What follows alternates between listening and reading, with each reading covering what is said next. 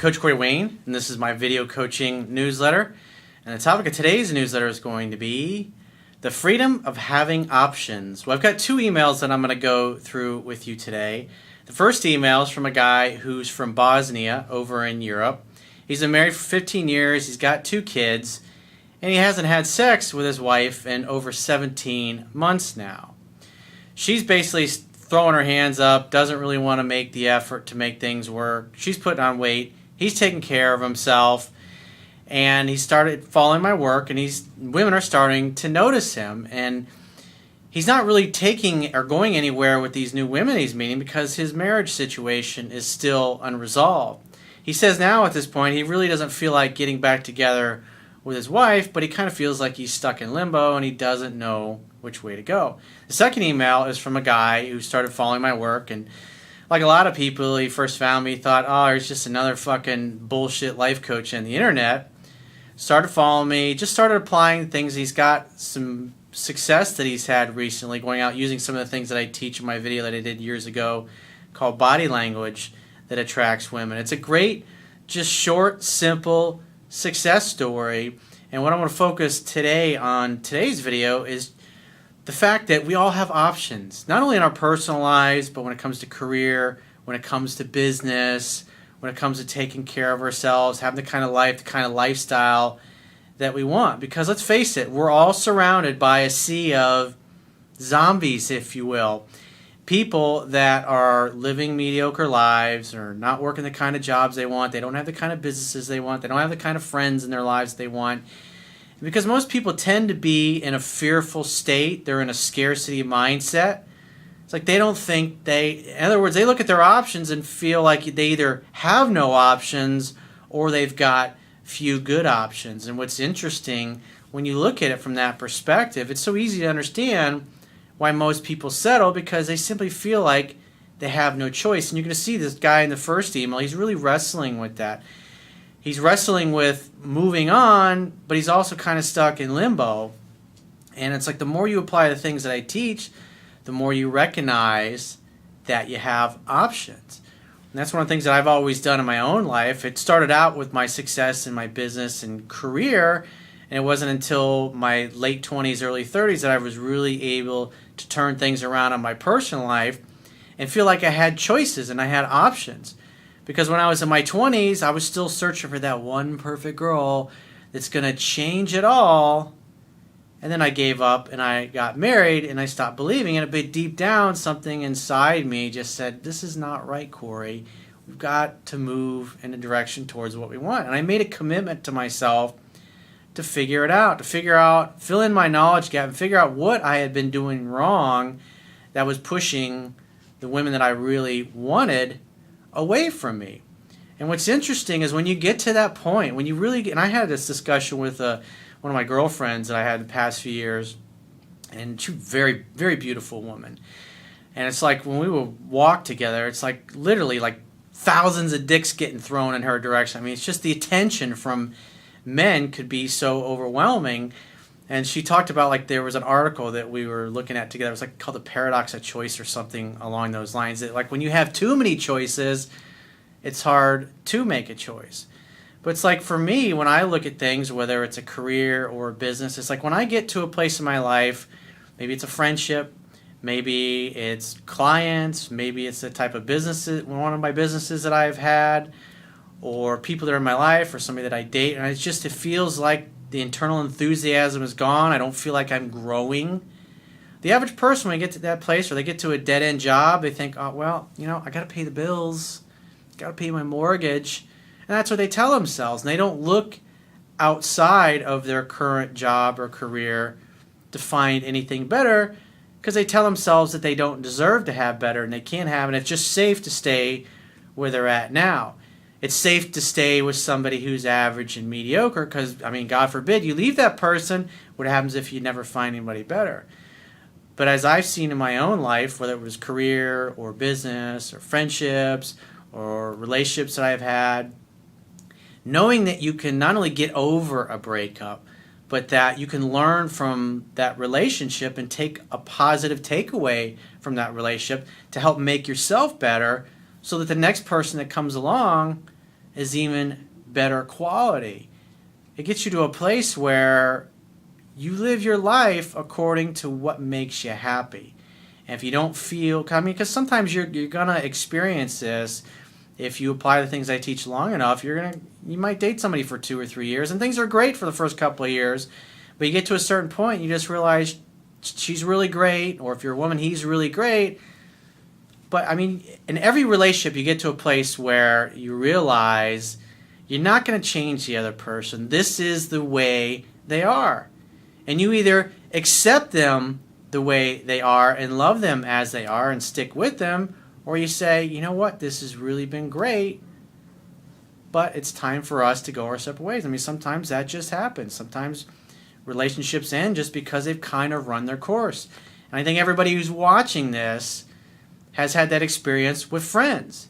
You may have had friends that you hung out with a lot when you were younger, and as you get older, your goals and your values tend to evolve, and you realize you're no longer going in the same direction. Those people just kind of fade away, but there's always new people coming into your life. And the more comfortable you are with change and adapting to things that happen in your life that are unexpected or things that happen suddenly, the happier you're going to be because you don't feel trapped. And most people that you're going to encounter in life, they feel trapped. And when you're surrounded by people who feel trapped, they basically try to keep everybody else around them trapped because that reinforces their bad decisions and it makes them feel good about themselves. Because when you start to succeed in any area of your life, those people that are kind of still at that same level of consciousness that you once were, they fear they're going to lose you. And so they try to hold on to you. And a lot of people have a lot of negative things to say to you to try to keep you down at their level. Because if they're successful at keeping you there, then they don't have to make any changes in their own lives. And as I've gotten older, I've realized that the group of people that I'm really close to, my best friendships that I have, my best friends, are people where there's a lot of mutual respect and admiration. There's great communication between us, and we all accept each other as we are without trying to change each other. Now, we may encourage each other to do things differently, but not in a way that's belligerent or belittling or non-accepting. It's like, hey, you may want to consider this, or hey, you know what, you might want to think about that. But at the end of the day, we still love each other, and we still care about each other, and we support each other, and we rejoice in each other's successes. And the more you can apply the things that I teach in my book and in my videos, the more you're going to have choices and the more you're going to have options. It's incredibly freeing to know that, to really know on a level experientially that you can have, be, do anything that you want. So I have a quote that I wrote on this topic, and we're going to go through that first guy's email. So the quote says, most people who you encounter in life are making romantic, career, business, life, personal, friendship, health, and lifestyle choices from a position of scarcity, fear, lack, and poverty. People who believe and act this way are detrimental and dangerous to your success and happiness because their desire to avoid fear, pain, and uncertainty is so overwhelming that they need validation for their scarcity mindset and poor choices by trying to sabotage you so they don't feel bad about themselves and to justify their continued mediocre lives. This is the exact opposite of your true divine nature of abundance, unlimited choices, and options. When you've awakened to the fact that you are an unlimited being with unlimited potential and options, you realize that you can be, do, and have anything your mind can conceive of. Patience, persistence, perseverance, non-attachment, and energy can eventually overcome any obstacle, limited worldview, and thinking with enough time. All you have to do is look at nature. Nature is just so infinite. I was watching a video the other day, and there was this bug. It's I think somewhere in the islands, near where Australia is. And this island had been pretty isolated, and I guess about 100, 150 years ago, a ship basically ran aground there or whatever, and the rats that were living on this ship, a lot of them obviously climbed down the ropes and got onto shore, And there was this bug. It's like this big long, it looks like a big black stick. It's just the weirdest insect I've ever seen. And so it's like the only place on earth where these insects live. And what was interesting is all the rats started breeding and they started eating all these insects. And so they had thought that the insects were gone forever. And then somebody, I guess in the last 5-10 years, was climbing up this mountain and found like a whole mess of these things. And so now they've got a bunch of males and females at a laboratory that they're breeding so they can kind of repopulate the island with these things. And it's like when you think about it, when you look at our bodies, I mean, there's a universe inside each of us. I mean, like right now, if you look at what's in your eyeball at a microscopic level, there are literally thousands and thousands of all kinds of micro freaky looking organisms just swimming around in your eyeball, living their lives out, and you have no idea that they're in you. You look at your blood, saying there's just billions and billions of different organisms and bacteria and stuff that live within you in a symbiotic way, and you don't even know that they're there. And it's like you just look in nature. We're constantly discovering things in this planet. It's like everywhere you look, you dig a hole in the ground, and there's all kinds of bugs and ants and worms and all kinds of other shit there. And so like when you look at nature itself, there's just an unlimited amount of diversity there. And so when you look at the fact that there's so much diversity in nature, it makes sense that we're capable of creating all kinds of diverse, awesome, interesting, unique lifestyles for each of us individually. So with that said, let's go through this first guy's email. See what we can do to get him unstuck. He says, "Hi, Coach. I'm sending this email from Bosnia, Europe, and like you said, I would not have contacted you if I could deal with this myself. This is my situation. I'm 39 years old and married with 2 kids, 10 and 12, and I'm having problems with my spouse. We've been married for 15 years and did not have issues until 2 years ago. I have been in the Middle East supporting U.S. forces working as a safety coordinator for 3 years. That was the agreement we made before I left Bosnia to come back after 3 years. I bought a house, a big flat in downtown Sarajevo, and moved there. I left all my friends and I saved $50,000 for the transition period. I talked to a lot of people that do contracting in these areas. And the pay is really significant. We're talking like multiple hundreds of thousands of dollars versus those type of jobs that might only pay $40,000 to $50,000 back in the States or the home country because it's just so fucking dangerous over there. So you definitely got some fucking big balls working over there, dude, and I salute you for that. We've been told that they will have issues adapting to our family life when we come back and to take it easy. I've been earning big money since we were married, but when I came back, it was a struggle to find a good paying job or to start something since I was not informed and around to collect ideas. However, I did find one after 6 months when suddenly she started talking about how she wants to go to Afghanistan. I was shocked. I told her it was not the place for females, and if I need to go again, I will. She told me with an angry attitude that I should stay with the boys to understand how it is to deal with the kids. So, obviously it's understandable if you're away in another country for literally years at a time and you only come to visit every now and then, she's going to feel like she's on her own and has to do everything to take care of the kids. And so it's understandable. So it's really important, being in that situation, that you let your wife know how much you appreciate the fact that she, in essence, was the sole caregiver and parent for your children while you were away doing your thing. He says the tone of her voice sounded like she was bitter and tired of caring for the kids. Now remember, when women say things like that, it's important. I did a video several years ago called How to Communicate with Women Effectively. So when she says something, I was like, well, tell me what you mean. How were you feeling? How did it make you feel when I was away? What were you going through? Tell me about that. And you get her to talk and open up. Because women need to feel like they're heard and understood. And if a woman feels heard and understood, the legs open. And if they don't, they close. Now, typically when the average guy hears something like that, he starts arguing. He starts saying, I was over there in a dangerous area. I'm making all this money, I bought us this nice place. And he starts thinking of all the things he's providing for her. and like trying to win the argument. And all that makes her feel like is he doesn't understand me. He doesn't get what I went through. He doesn't understand how I feel. And so the important thing is when a woman shares something like this is not to start arguing and giving her the laundry list of all the things you've done and provided for. Because that's not why she's bringing it up. She wants you to understand what she was thinking, what she was feeling, what she was going through when you were away. And I talk about this in the book, but also you should definitely review the video, How to Communicate with Women Effectively. I said if that is the case, sure, go, but don't blame me for issues that you face over there. I found a better job, but it had long hours, and she started crying because the boys were home without parents all day and asked me to leave the job. Well, as a man, you got to have a mission and a purpose in life that you're proud of.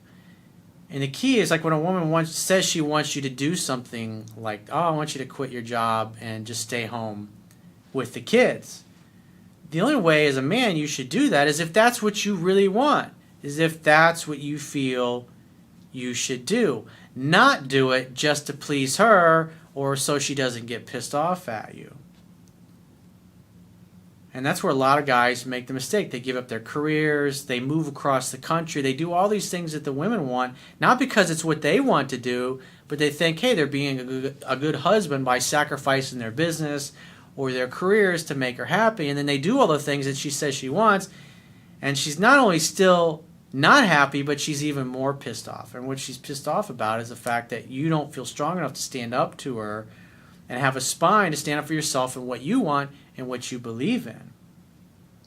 The idea is like when you're in any kind of relationship, not just an intimate relationship, whether it's a business partnership or a friendship, it's about meeting each other's needs. What does she need to be happy?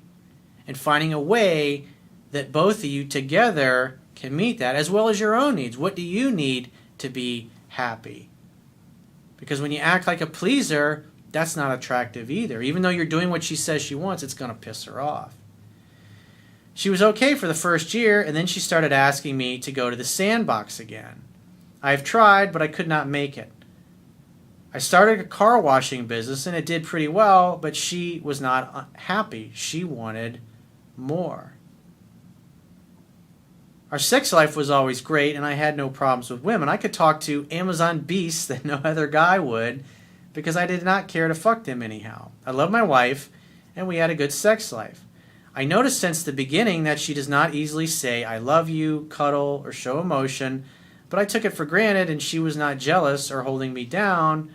And when I initiated sex, she would always be happy and satisfied. We never had fights before. Well, you were definitely doing what you felt was right before. And if you notice, you didn't start running into trouble until you started doing things to pacify her or to please her because she said it's what she wanted. The idea is to focus on giving her the support and the love and help her create an interesting life full of friends and family and people that make her happy as well. Instead of thinking to yourself, okay, I got to sacrifice everything that's me and who I am and become what she says she wants from me because I think that'll make her happy. It's the wrong fucking thing to do. We were very connected, but I have seen her a couple of times very angry and acting loony, which told me she's holding back her anger. Well, that tells me it doesn't sound like you've done a good job of opening her up and getting her to talk about things. My job was to teach and lead people since I was 19. I had no problem dealing with males, and if shit hit the fan, I was the one to organize folks and unplug the fan when everybody acted lost, and those were some serious life-threatening situations.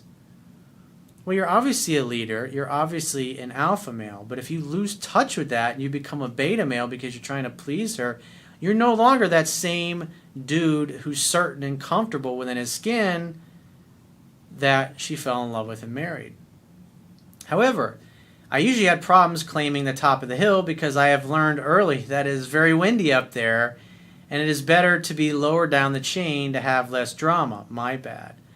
Well, that's not the right kind of mindset to have. It's as I say, it's lonely at the top because most people don't make it there. Most people give up and they're settling. or they run into some drama or some difficulty or some challenges. Obviously, in this case, you were having difficult marriage problems.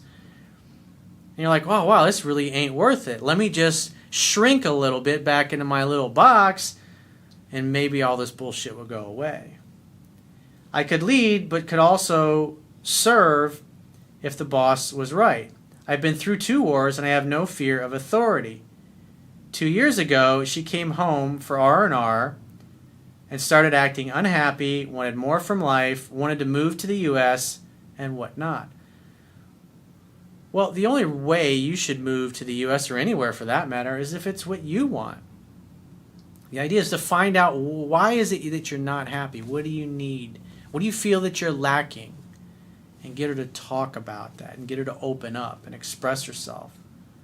Because guys typically make a lot of assumptions in these situations. She even wanted to get a gun license, as I have one. I have tried to reason with her. In other words, you tried to win the argument. It's a bad way to go, dude. But I have noticed that I could not influence her opinion anymore, which was not the case before. She did not want to settle down for less than normal money and started to force me to do whatever to get money, literally anything, if it means stealing. Well, come on, man. You should know better than that. I was like, what the fuck is wrong with her? She lost all humanity and moral values. Well, that'll happen when you go... That's difficult. You know, that influences a lot of guys when they go off to war and they see all this horrible death and destruction around them. And they come back and they're like, are we just a bunch of fucking mindless meat sacks running around? Is that it? Is that all? You know, if people don't have a strong moral compass and a strong worldview and they go over to these situations, it makes them question everything they know. And a lot of men and women that come back with PTSD and they have a real difficult time dealing with it. I did not want to say that and acted like a stunned idiot, but this whole time we traveled, spent like crazy, and the kids had all the toys they asked for. She was under lots of stress, I know. I've been there, done it myself, and I'm being sorry for her. I forgot about my needs. Then we stopped having sex, and she would really hurt me, wishing I was dead, did not respect me or my parents anymore, told me I was not earning enough money, and forgot that I bought all our stuff and paid for all travels around the world. Sadly, I'm a gentleman and did not hurt her back to really live in the present moment, as you said. She wanted me to be the provider and told me to get a better job, and then we will talk. No love or no emotions. Well, it sounds like at that point she pretty much checked out of the relationship. And you got to remember, the only way you can work out any relation, for those of you that want to get an ex back, the only way you can get an ex back or salvage any relationship or friendship is if the other person participates. You can't force the wet noodle. You can't force somebody to do something they've already made up their mind they're not interested in doing. I was confused and lost. Finally, I opened a PlayStation lounge and cafe working 20 hours a day to refocus, but I've lost all will to get back together with her because it felt like life under blackmail. So it sounds like you took a lot of your needs, your wants, and your desires, and you sacrificed all of them in order to make her happy. And all you've done is make yourself miserable in the process. You need to get refocused on your purpose and your mission and doing something for a living that you love and you enjoy and that you have a passion for. And it gives you great satisfaction. So the worst thing you can do is sacrifice who you are in order to try to make her happy, because obviously you've done that for the last several years and it's gotten you nowhere, except she's more pissed off and it sounds like she's not even making an effort to make things work now. Now she's turned to religion, learning Arabic and whatnot, and I'm religious too, but all that talk about earning money over dead bodies turned me off, and I just don't trust her judgment. It definitely sounds like she may be suffering from some PTSD, and probably some therapy and some counseling would be good for her. I did not have sex with her outside of the marriage for 17 months. So now you've gone a year and a half almost with no sex at all, basically. So your needs aren't getting met. You've changed your life around to please her. And where's it gotten you? You've made yourself miserable. I feel like shit, and I lost so much in this relationship. People were jealous of us before. I mean, can you see now? It's like guys get into similar situations and things evolve, things change, and they feel trapped. They don't feel like they have any other options. They're afraid to leave, afraid to stay. afraid things won't work out. And it's like so many people in this world get into these kinds of situations in life. They just say, hey, we're staying in it for the kids, and yet they're miserable. There's no, it's a loveless, sexless marriage at this point. They're basically roommates now. I'm 6'2", 194 pounds, good looking. I'm working out, running, and dressing to impress, and she gained weight, not too much, but she does not put makeup on or comb her hair properly. Well, that tells me she doesn't sound sexy. She's not in her feminine. She's more in her masculine. And that's what happens. It's like you guys have kind of lost yourselves in this relationship. She never liked to dress sexy. She's almost not smiling at all, which was her best feature when I was her man. I made her laugh all the time, and she even told me that she has nobody in her life, but it would be great if I left them for good. I was like, hold on, girl. We need to slow down and talk like we are adults with kids. She didn't want to talk. Well, there's not a lot you can do at this point if she doesn't want to talk and work things out. Because sticking around hoping things are going to change, I mean, both of you bring something of value to the table. And when you love and you value yourself and the other person's not making an effort, you got to think about yourself and making yourself happy and the example that you're setting for your children. Because all you're doing is teaching your children a dysfunctional relationship to go out and emulate at this point. I have turned the page, gotten my head out of the sand, and started to think of my needs and my life. Then I talked to other ladies just to check my alpha status and have had great responses from women younger and my age. So now he's like, I got some options here. They are very interested, but I am hesitant as I am married. Since I did not resolve my situation, I have to end these encounters while in shallow waters, and I feel like shit after that because I burst their bubble. I've still got it, but I feel something is missing. I really don't know what to do. I feel like my kids are shocked to see this change in our behavior. Well, you need to get back to taking care of you. And at this point, if your wife is refusing to talk and work things out, I mean, there's really no point in staying married. You got to tell her, I love you and I want to work things out, but all you tell me is that you don't want to talk about it and you don't want to work things out. And if you don't want to make the effort, then, it takes mutual effort from both of us. And if you've already given up and you don't want to work out, then it's time for us to get divorced and we go our separate ways. So are you in or are you out? Do you want to work it out or do you not want to work it out? I'll make the effort, but you got to make the effort too. And you got to tell her what you expect to see from her. You want to see her taking care of herself. You want to see her putting makeup on and taking herself and making herself attractive, being sweet and talking and opening up. Refusing to do that, being nasty and mean to you, that's just not going to fucking work. I mean, that's the bottom line.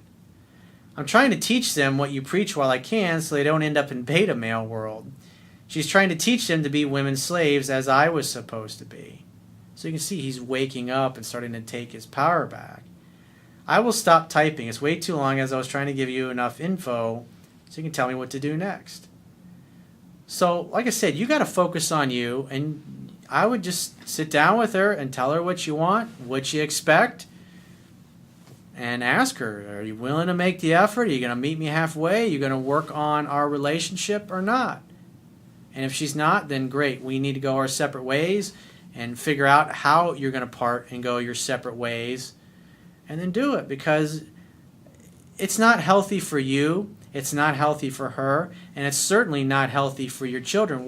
The best thing you can do for your kids is to take care of you, to take care of yourself, to get refocused on your mission and your purpose in life, and get involved. And if she's not going to meet you halfway and work on your marriage, then it really doesn't matter, because you can't force somebody to do something they don't want to do.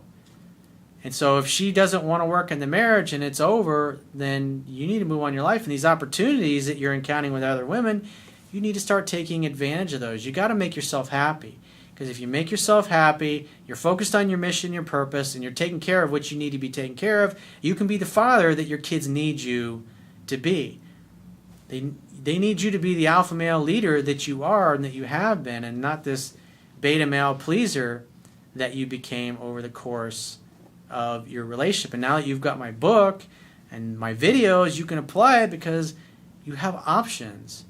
And obviously you're already seeing that women are paying attention to you, but you're kind of nipping it in the bud because you're still putting your personal life on hold because of this marriage situation. But like I said, everything I've read here, I don't see anything about your wife wanting to work it out or make any effort.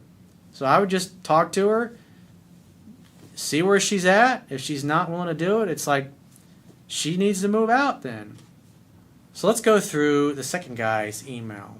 He says, "Hi, Coach Corey Wayne. I'm a big fan of your work, and I've been reading your book for the 4th time. And every time I read it, I'm like, how did I miss that before?" I say that in the book.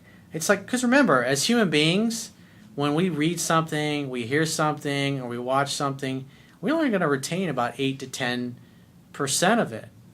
And that's why you can read a 260, 70 page book like mine and go back through it on your 4th time and go, how did I fucking miss that?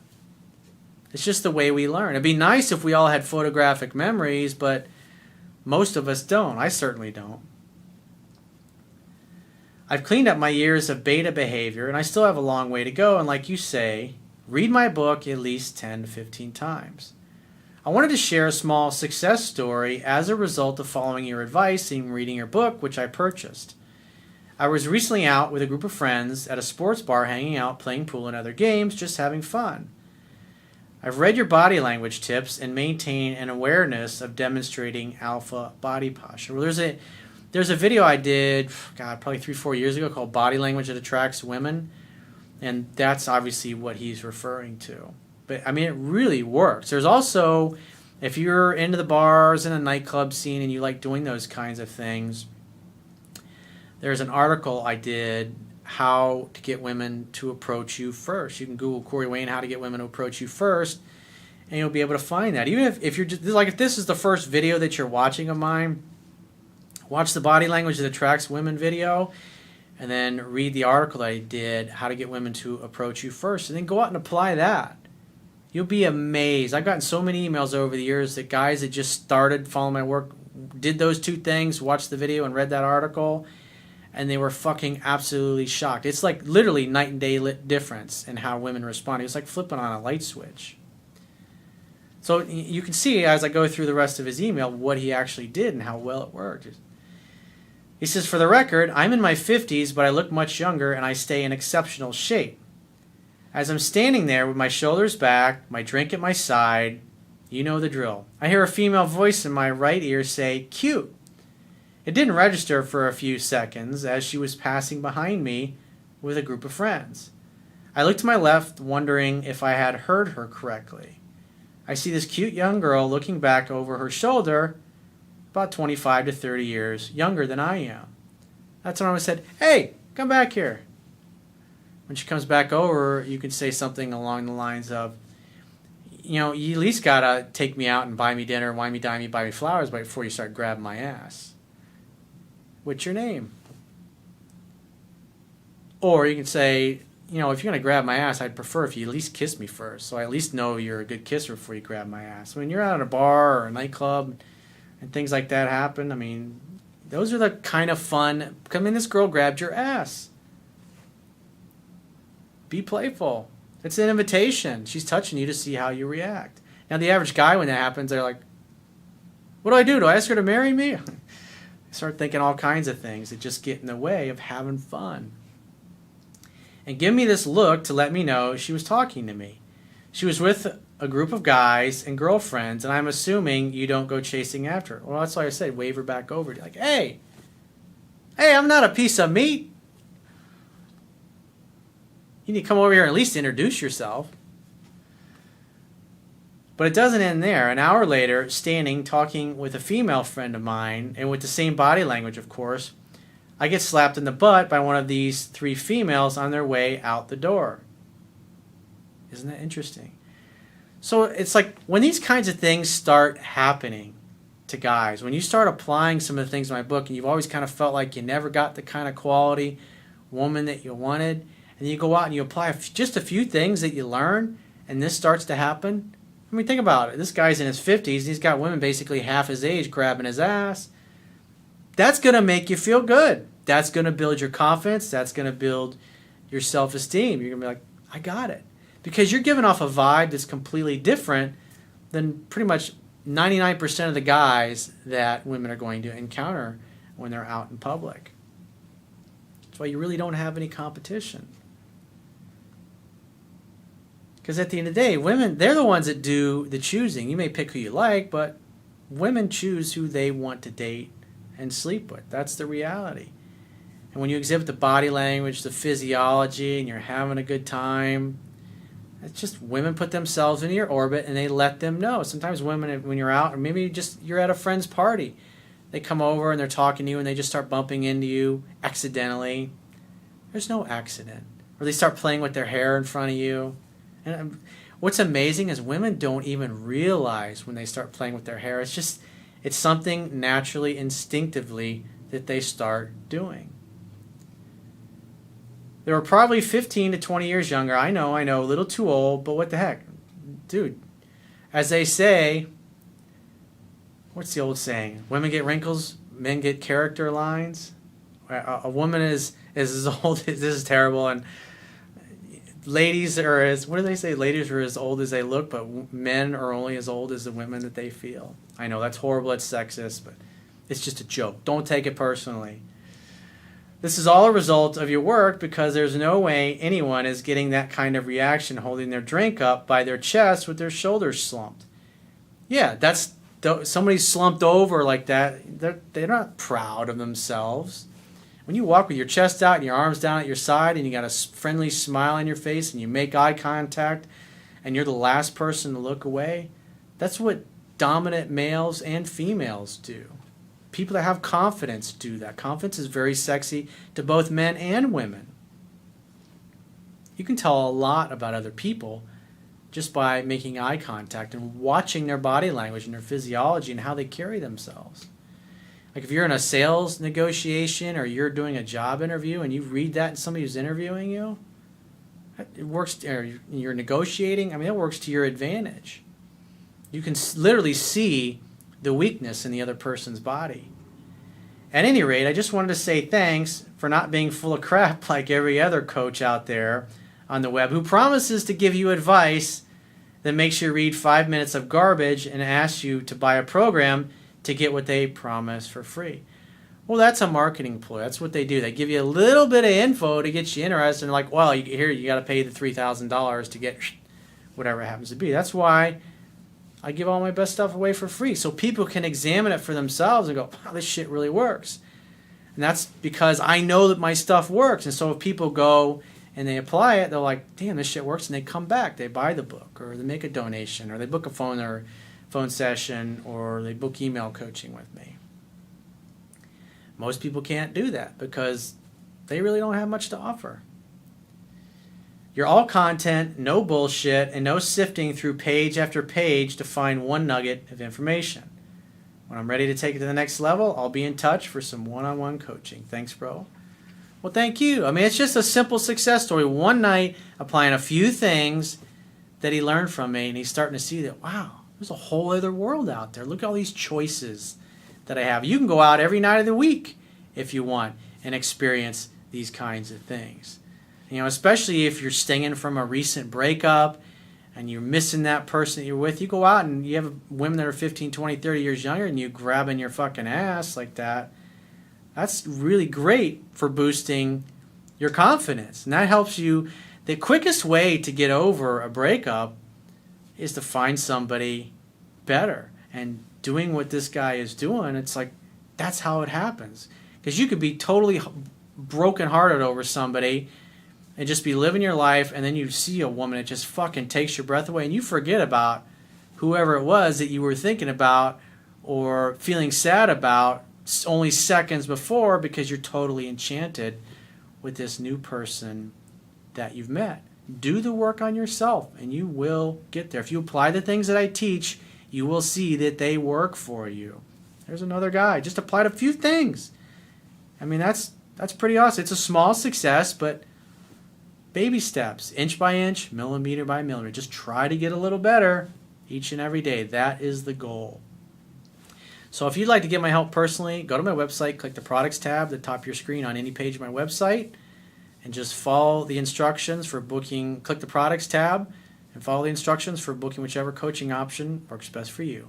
And I will talk to you soon.